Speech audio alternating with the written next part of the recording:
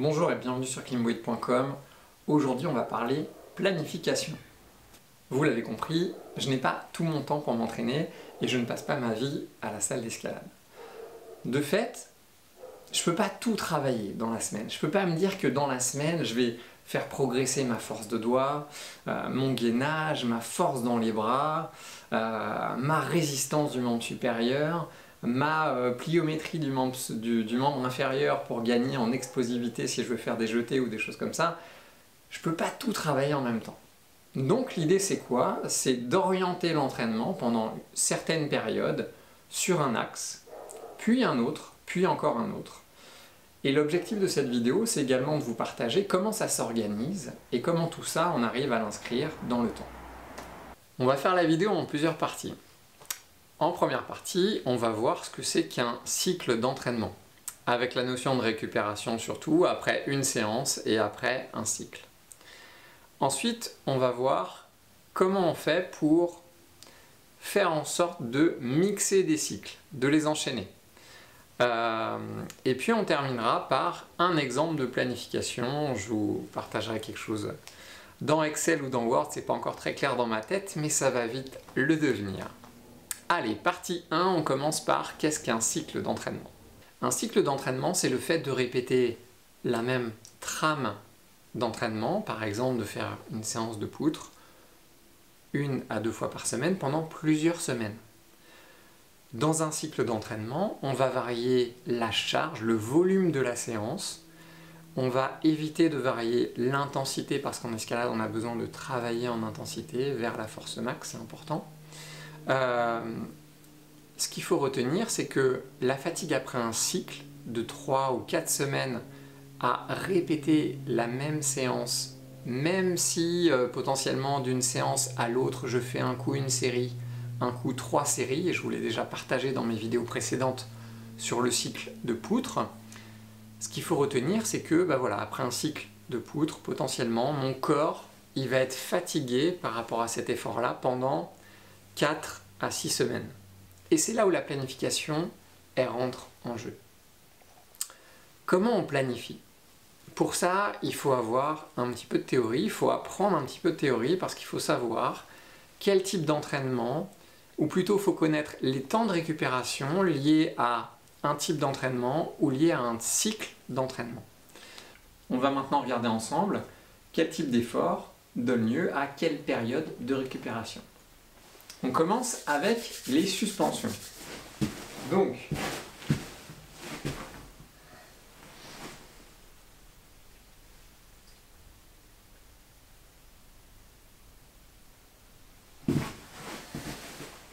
là, je fais plutôt des suspensions longues. On va dire qu'après un cycle, on va avoir une période de récup de 4 à 6 semaines. Si je fais quelque chose de très intense, par exemple,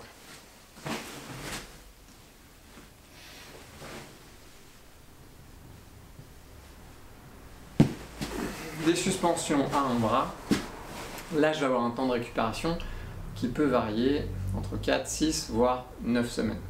Plus je vais faire des choses très intenses, avec des temps très courts, des intensités très hautes, plus long sera le temps d'adaptation, de récupération après, à la fin du cycle.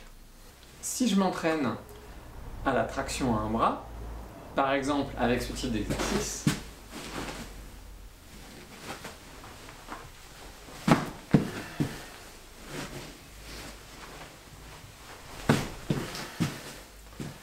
là, je vais avoir un temps de surcompensation, je sais que pour moi, c'est à peu près 4 semaines. Un petit exercice magique, le statodynamique. Hop là, je me mets à une barre, je bloque, et j'explose sur une montée et je redescends. Ce type d'exercice en statodynamique, ce qui est magique, c'est que le temps de surcompensation d'une séance il est à peu près de 24 heures. Et le temps de surcompensation d'un cycle, il est quasiment instantané. Partageons un exemple de planification. Je vous ai préparé un petit fichier Excel avec un exemple de cycle et les temps de surcompensation de récupération après chaque cycle. Ici, donc je l'incruste en haut de l'image, On a un cycle d'isométrie maximum à un bras, donc un cycle de l'exercice de suspension à un bras que je vous ai partagé tout à l'heure. La récupération, alors c'est personnel, hein, elle varie entre 6 et 9 semaines. Moi, quand je le fais en général, je récupère en 6 semaines. Donc, un premier cycle de 3 semaines de suspension à un bras, ensuite 6 semaines de récupération où je vais faire autre chose que de la suspension à un bras, et puis ensuite un nouveau cycle de 4 semaines, et à nouveau 6 semaines de récupération avant la période de forme que je vais viser, qui va se situer en semaines 13 et 14 au mois de mars 2020. Sur l'image d'après, je rajoute une ligne avec des suspensions à 2 bras que je ferai un petit peu différemment, plutôt type suspension longue. Ce cycle, je vais en avoir un seul en fait sur le mois de décembre, fin décembre, et puis ensuite je vais respecter un minimum de 5 semaines de récupération. On voit que là je prends tout mon temps, hein. 6, 7, 8, 9, j'aurai même 9 semaines de récupération après ce cycle-là, et je vais mettre juste une petite touche de rappel de force en semaine 10. Sur une séance en général on récupère entre 5 à 10 jours. Donc là, je considère sur les 1 ou 2 séances que je ferai en semaine 10 de 2020 que je vais récupérer en 10 jours. Je continue, je rajoute autre chose, un cycle de travail de la traction à un bras. C'est un exercice que j'aime bien et qui me fait bien progresser. Celui-là, il va commencer juste après le premier cycle de suspension à un bras, des semaines 49 à la semaine 51. Et ensuite, je vais respecter 5 semaines de récupération avant d'en refaire. On voit ici aussi que les cycles ils commencent à s'enchevêtrer, à se superposer les uns avec les autres. Si vous regardez les semaines 5 et 6 de 2020, là, fin janvier, début février, comment ça va se passer? Sur le cycle de suspension à un bras qui va commencer en semaine 3, je vais avoir peut-être 1 ou 2 séances avec peut-être une série sur cette semaine 3. En semaine 4, je vais faire 2 fois 3 séries. En semaine 5, je vais faire 2 fois 2 séries. En semaine 6, je vais faire 2 fois 1 série. Ça veut dire quoi? Qu'en semaine 5, j'aurai déjà diminué un petit peu ma charge.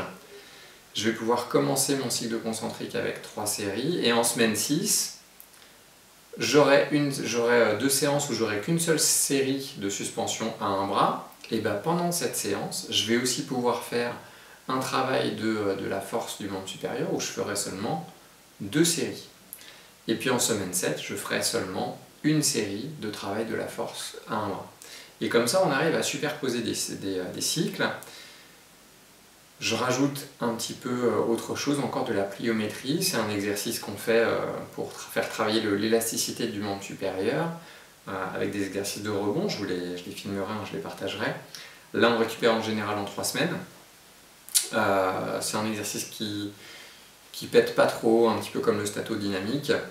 Donc voilà comment ça se positionne. Et puis, on voit enfin cette phase de statodynamique où la fin du cycle de statodynamique, et ben en fait la récupération elle est instantanée.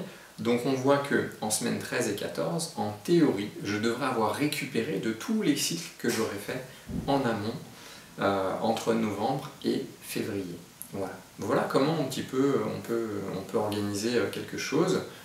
Ce que je vous propose, c'est que je vais suivre un petit peu cette planif, je vais vous la partager, et puis on va voir ce que ça donne. Alors ce petit fichier Excel, je vous le partage, il est téléchargeable, j'ai mis le lien dans les commentaires de la vidéo, n'hésitez pas, vous allez voir sur le premier onglet de la fiche Excel ce petit planning que je viens de vous partager, et puis dans les autres onglets, je vous ai mis des exemples de contenu, en tout cas les contenus de ce que je vais faire sur les premières semaines de cette planification d'entraînement. Merci d'avoir regardé cette petite vidéo, j'espère que ça vous a plu. Si c'est le cas, n'hésitez pas à commenter, à partager. Si vous avez des questions sur des sujets que vous voudriez que j'aborde, marquez-les en commentaire sous la vidéo, je regarderai ça, je vous répondrai et je vous préparerai d'autres petits tutos. Je vous souhaite bonne grimpe et bon entraînement.